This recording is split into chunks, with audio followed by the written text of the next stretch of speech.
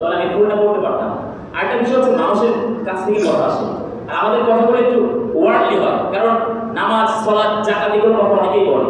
আমরা ওয়ার্ড ইনফরমেশনগুলো, ইহুদিদের, খ্রিস্টানদের চক্রান্তগুলো আমরা এগুলো তুলে ধরার চেষ্টা করছি। আর যুবক ভাইরা যারা আছেন, 2 জন থাকুন 5 জন থাকুন, রেডি হন। বিশ্বযুদ্ধ শুরু হয়েছে, থার্ড বিশ্বযুদ্ধ মানে শুরু হবে বলে কারণ সময় দ্রুত চলে আসছে। খ্রিস্টানদের চক্রান্ত, ইহুদিদের চক্রান্ত সম্পর্কে মাথা খোলা রাখেন। আর রাত 3-4টা পর্যন্ত ফোন ইউজ করা যাবে না। মেডিকেলি বলা হয়েছে 9টা থেকে 10টা দ্য গোল্ডেন এরা অফ স্লিপিং, ঘুমানোর সবচেয়ে সুবর্ণ সময়। এজন্য ট্রাই করবেন 9টা থেকে 10টায় ঘুমিয়ে যাওয়া, শেষ রাতে উঠে তাহাজ্জুদ নামাজে আল্লাহ তাআলার কাছে অশ্রু ঝরিয়ে দোয়া করা। পারবেন ইনশাআল্লাহ। এখন যুবকদের অনেক কিছু প্রয়োজন, আপনাকে চেঞ্জিং হতে হবে। আপনার চেঞ্জ হলে সমাজটাকে চেঞ্জ করা সম্ভব। বিপ্লবের মন মাইন্ড রাখতে হবে। আরে আপনাদের মতো জেনারেশন অনেকেই ইসলামের পথে এসে আমাদের চাইতে বেশি কাজ করছে, আর আমাদের ওইটাই ইচ্ছা আছে, just no country Bangladesh, just no country India, just no country Malaysia, just no country Indonesia, but whole entire world will service the human being from the small things.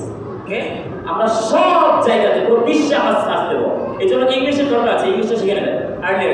Urdu যতক্ষণ না হবে নয় শিখে নেবেন। আর শিক্ষা সিস্টেম, ইতিহাস জানতে হবে আপনাকে। ইতিহাস না জানলে আপনি কখনোই সংস্কৃতি পরিবর্তন করতে পারবেন না। এই জন্য ইতিহাসের মাইন্ড নেন। বাবা যারা আছেন ছোট থেকে সন্তানদেরকে লালন করেন, বলেন বাবা তোমার অনেক বড় হতে হবে, তোমাকে অনেক কাজ করতে হবে। লাইফে পরীক্ষায় ফেল করলে, এক্সামে ফেল করলে বলা যাবে না হতচ্ছাড়া বাড়ি থেকে বের হয়ে যা, বরং বলবেন বাবা আমি তো আছি, তুমি পরীক্ষায় হুজুর খেয়েছো তো কি হয়েছে, আমি তোমার বাবা, তুমি আমার কারণে আবার সামনে এগিয়ে যাও। কথা বুঝতে পারছেন? খ্রিস্টান ইহুদিরা যখন বাচ্চা হয় ওদেরকে বলে বাবা তোমাকে পুরো ওয়ার্ল্ডটা শাসন করতে হবে, তোমাকে পুরো ওয়ার্ল্ডে লিড দিতে হবে। ছোট থেকে চিন্তা করে বাচ্চার মাথায় ধরিয়ে দেয়। এই কারণে ওর বাচ্চারা ইনভেস্ট স্বপ্ন দেখে। আমাদের বাচ্চারা 20 বছর হয়ে যায়, 15 বছর হয়ে যায়, 25 বছর হয়ে যায়, আমরা কোনদিন বলিও না বাবা তোমাকে এমনটা হতে হবে, এইভাবে হতে হবে, এই সিস্টেমে হতে হবে, এইরকম কোয়ালিটি হতে পারে, মিডিয়ামটা এমন হতে পারে, আমরা কোনো বলিও না।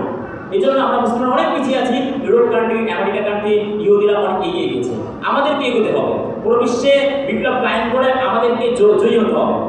ইসলাম এটা জিতবে, এটাই সত্য কথা আল্লাহ তাআলা বলেছেন, কিন্তু আমি সেই বিজয়ের অংশীদারি হতে পারবো কিনা এটা ভেবে দেখা দরকার। তো ইনশাআল্লাহ আমাদের সকলকে তৌফিক ফরমান। যতটুকু কথা হয়েছে আপনারা কি বলছেন?